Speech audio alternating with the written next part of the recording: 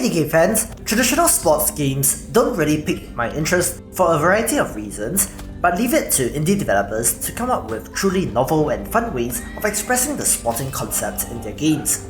From hyper-stylized visuals to power-ups and even parodies of sports, there's just something exciting about this genre, even more so in the local multiplayer context. Special shoutout goes to the previously featured What the Golf by Triband, also known as the anti-golf game for people who hate golf, for its uniqueness of concept and humor. Moving on, here are the top 5 best upcoming sports indie games.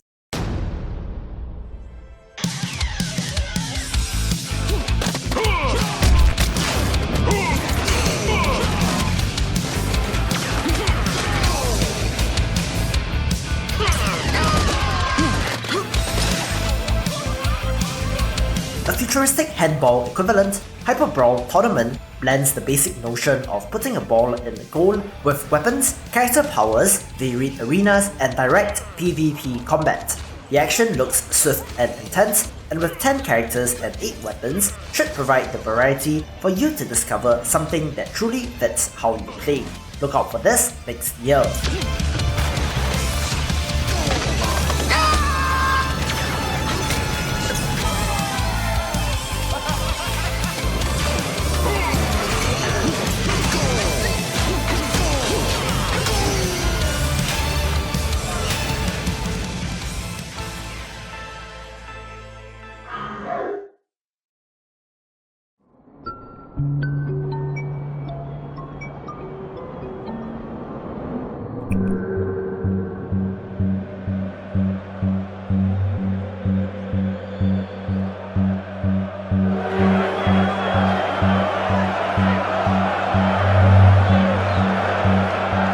Mainstay football or soccer games are of course dominated by FIFA, but what makes football drama particularly interesting is that this abstracts from the direct control in favour of playing tactical cards. While you do still need a little bit of knowledge about the sport, this looks pretty unique and could be a neat little strategy game.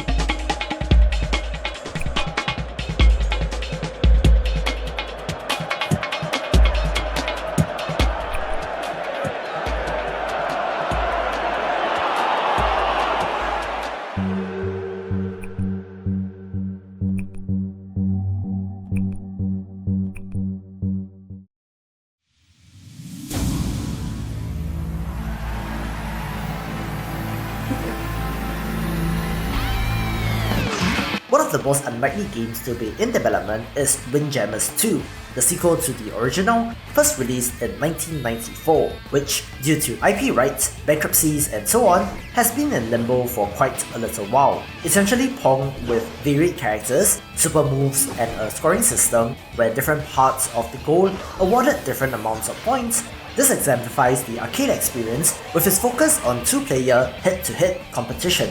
Not much has been shown of the sequel, but get ready for this next year.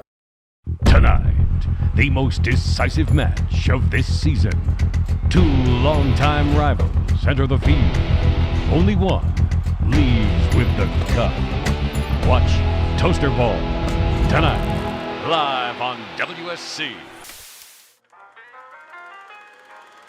Toasterball is a ball game usually played by 2 to 4 players, divided in 2 teams.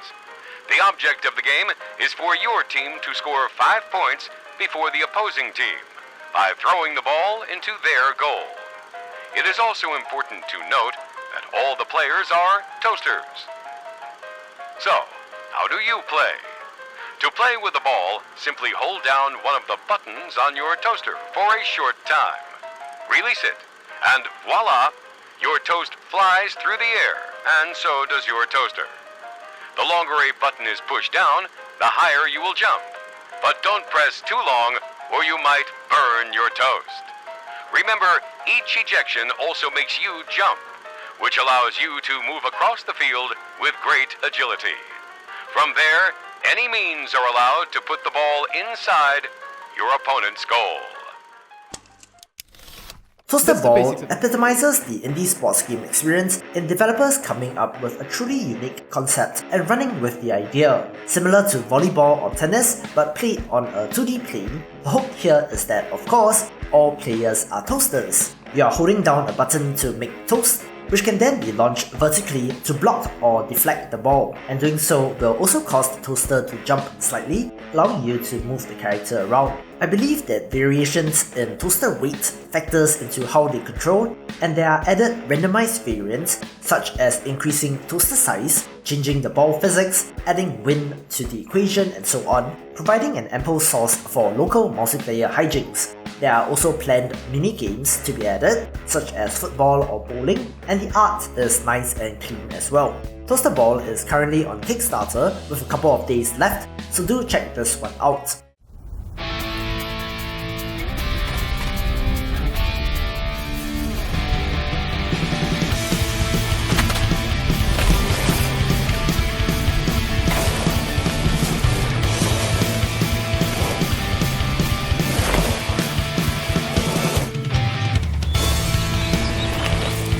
Finally, downhill mountain biking is a sport which I would consider to be extreme, since it is about hurtling down a mountain through trees, roots, rocks and branches at as fast a pace as you can manage. And Lonely Mountains Downhill does capture that same downhill racing experience. I really love the low poly art style, and the shortcuts that you can take from jumping over cliffs or bridges do seem also satisfying to pull off. The beauty of nature is also conveyed very nicely, so this tackles both sides of the coin as a relaxing and scenic experience, as well as the time trial focused leaderboard aspect.